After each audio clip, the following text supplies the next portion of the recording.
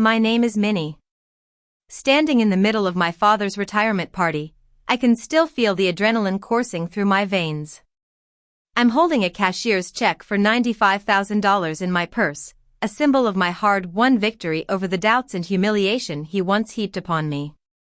The room is filled with his colleagues and some family members. I spot my father in the center, surrounded by well-wishers. My brother, Leo, and his fiancée, Iris, are near the bar. Leo sees me first and freezes, his eyes wide in surprise. I walk in with confidence, my heels clicking on the tile. A few people glance at me, but most don't recognize me. Leo quickly walks over and pulls me aside. "You came," he says, looking uncomfortable. "You invited me," I reply calmly. "Yeah, but I didn't think you would." "Listen, Dad doesn't know you're here. Maybe just say hi quietly." "Don't make a scene," he pleads. "I'm not here to make a scene, Leo. I'm here to close a chapter," I tell him firmly. He shifts his weight and looks at me. "You look different." "Good. Are you doing okay?" "I'm doing very well, actually," I say, meeting his eyes. As I stand on the periphery, sipping my sparkling water and listening to the speeches, I can't help but think back to how I got here. My family has always been a study in contrasts. My father, Mr. Thompson, is a strict and calculating man. He's a senior partner at a large accounting firm, and he values success and financial stability above all else. My mother divorced him when I was 15, and she moved to another city. I was left in his care, along with my younger brother, Leo. Leo was the golden child from the start. He was a straight A student, the captain of the basketball team, and he got a full-ride scholarship to a top-tier university for computer science. My father framed his acceptance letter and hung it in his office, a constant reminder of Leo's achievements. I, on the other hand, was more creative. I got B+ grades in school, went to a community college for 2 years, and then transferred to a local university for business. I graduated with $30,000 in student loans and a GPA of 3.1. When I was 22 and Leo was 18, my father looked at my report card and said, "Why can't you be more like your brother? He doesn't need me to bail him out." After graduation, I got a job as a junior real estate agent at a local firm. My base salary was $40,000 plus commission. In my first year, I made $43,000 in total, and in my second year, it was $46,000. By my third year, I thought I'd found my niche. Realtors needed photographers, and photographers needed clients. So, I decided to build a marketplace app to connect them. I quit my job and spent 12 months and $13,000 of my savings building it. But it failed. It was a cold February night when I found myself in a desperate situation. My startup had collapsed, and I couldn't pay my rent. I had $350 in my account, and my rent was $900. My landlord, Mrs. Jenkins, had already given me one warning. I called my father at 11:30 p.m. With a shaking voice. "Dad, I need to borrow money. Just until I get back on my feet." There was a long silence on the other end. "How much?" he finally asked. $7,000, I replied.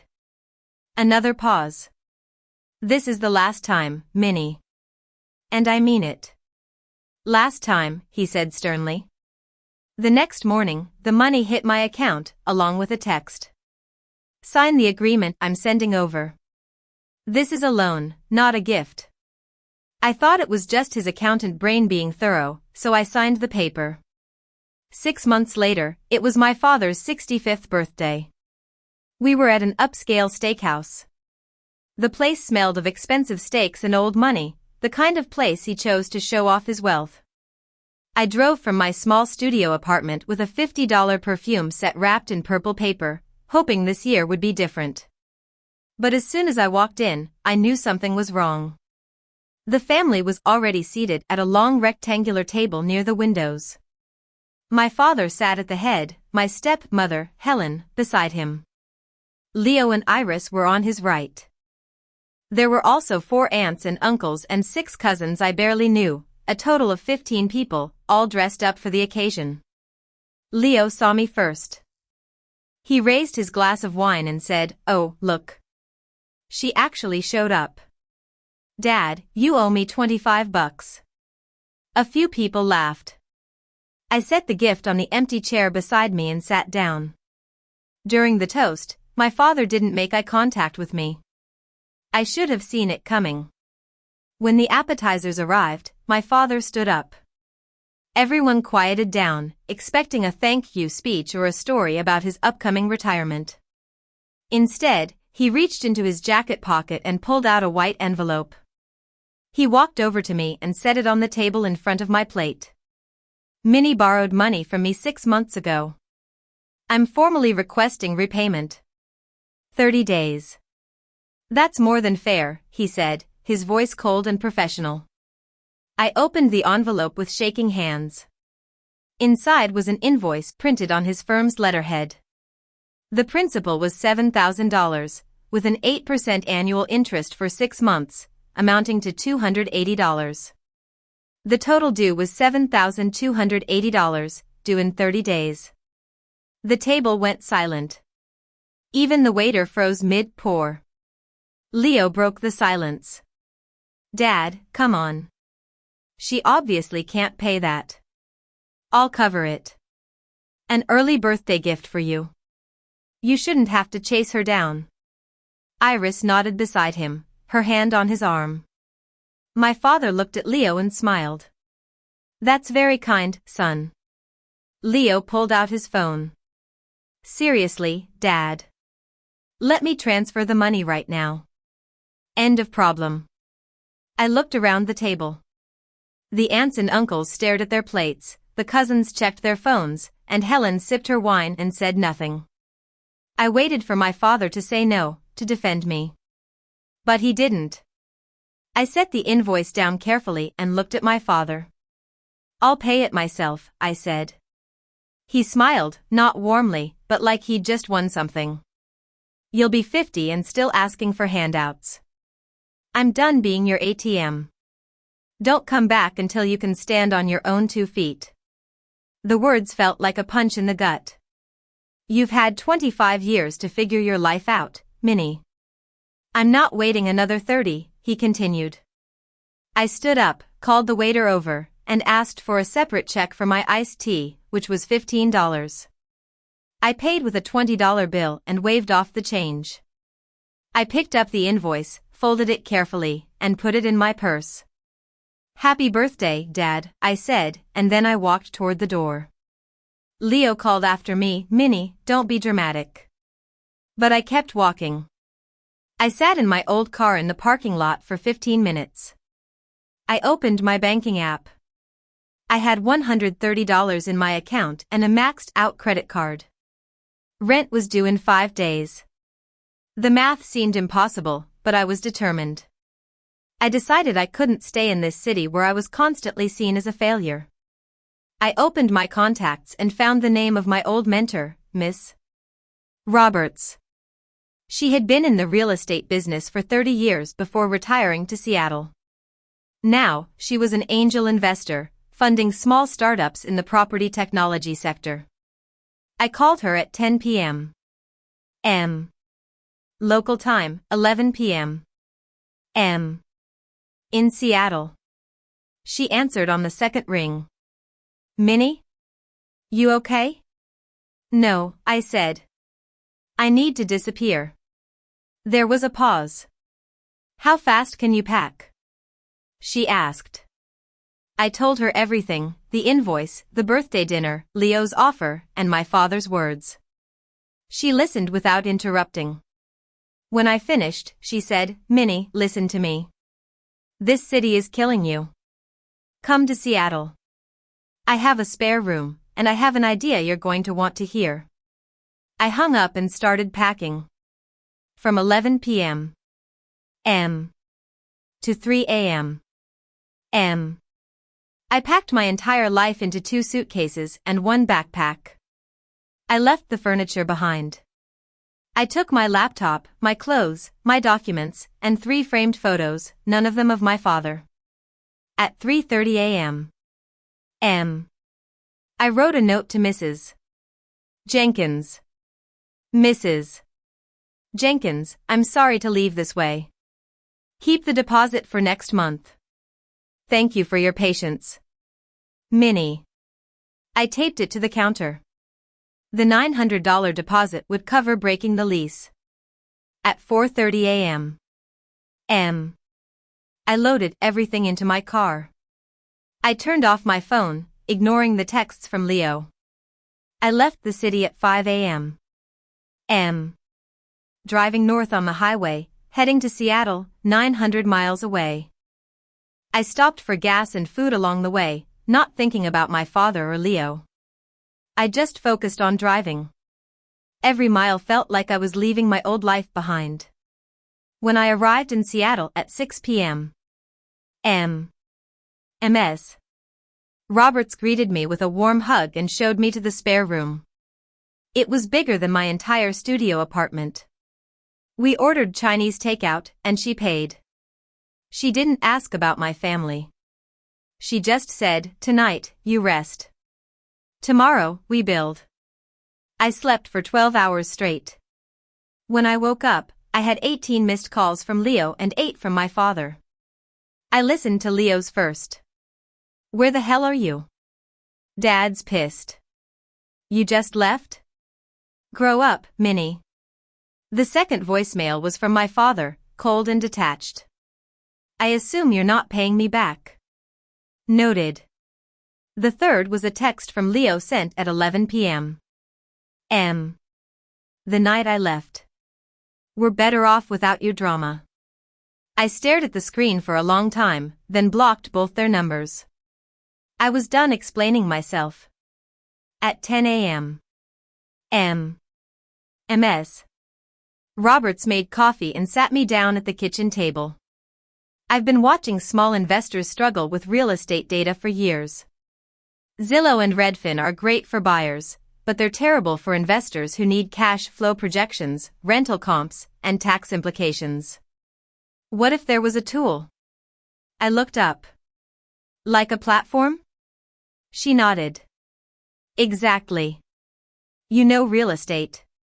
You know startups. You know what not to do now, and I have money. Let's build something. I stared at her. You want to start a company? With me? She smiled. I want you to start a company. I'll fund it. I'll mentor you, but this is yours, Minnie. You're the founder. I felt a glimmer of hope, something I hadn't felt in months. 2 weeks later, I got 3 part-time jobs.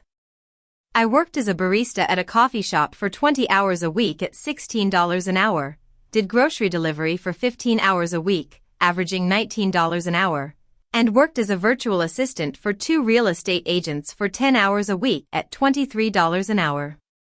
I worked long hours, sometimes up to 70 hours a week.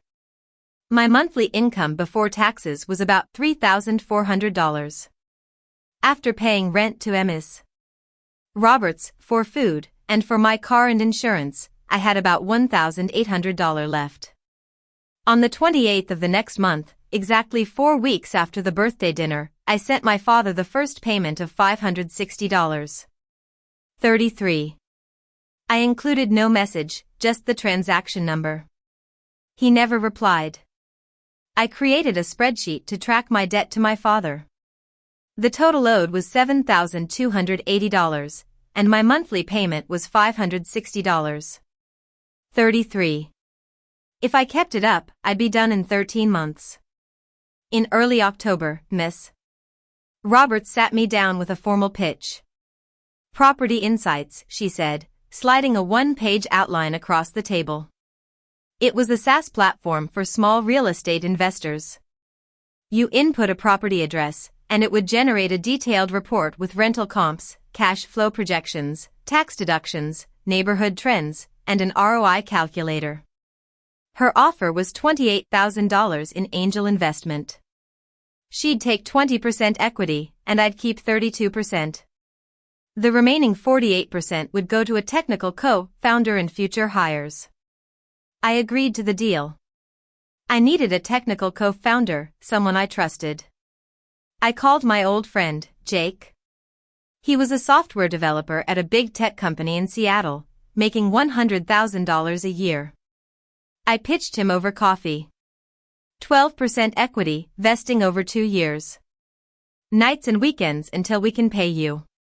I know it's a lot to ask. Jake stirred his coffee and smiled. You were always the one with guts. I'll do it. We shook hands like business partners. The next few months were brutal. I worked my part-time jobs during the day and on property insights from 9 p.m. to 1 a.m. Sometimes 2 a.m. MS. Roberts handled business development and market research, and Jake coded the back end in Python and built the front end in React. I designed the UI, wrote the copy, and created investor persona profiles. Our goal was to launch an MVP by January. I worked through the holidays without calling my family. In mid-December, we hit a wall. The API provider we needed for housing comp data wanted $900 a month, way over our budget. MS. Roberts' $28,000 was running out fast with LLC setup, server costs, development tools, and legal fees. Jake found an alternative, scraping public records. It was legal but slow, and it would delay our MVP launch from January to February. I'm so frustrated. We're already behind, I said. Jake shook his head. We're not behind. We're building something that lasts. There's a difference. I wanted to quit, but instead, I sent the 4th payment to my father. I had 9 payments left. In late January, we launched the MVP beta version, invite only. We had 15 beta testers from MS. Roberts Network. We charged them nothing, just wanted feedback. One of our beta testers, an investor from Tacoma, sent us an email. I've been doing these calculations manually for 3 years. This just saved me 8 hours. When can I pay you? I printed the email and taped it to my wall. It was proof that we weren't crazy. By the end of January, I hadn't spoken to my father or Leo in 5 months. I was curious, so I checked Leo's Instagram. There were photos of Christmas with my father, Leo, and Iris. There was no mention of me. I asked Miss Roberts to check my father's Facebook. I was blocked, but she could see it. His most recent post was, proud of my son, the engineer. Grateful for family. I paid my father $560. $33 every month electronically, with no note. He never replied. In early February, MS Roberts connected me with a local real estate tech collective. It was a group of 10 angel investors who met monthly to hear pitches from prop tech startups. I had 10 minutes to pitch on February 15th at 6:30 p.m.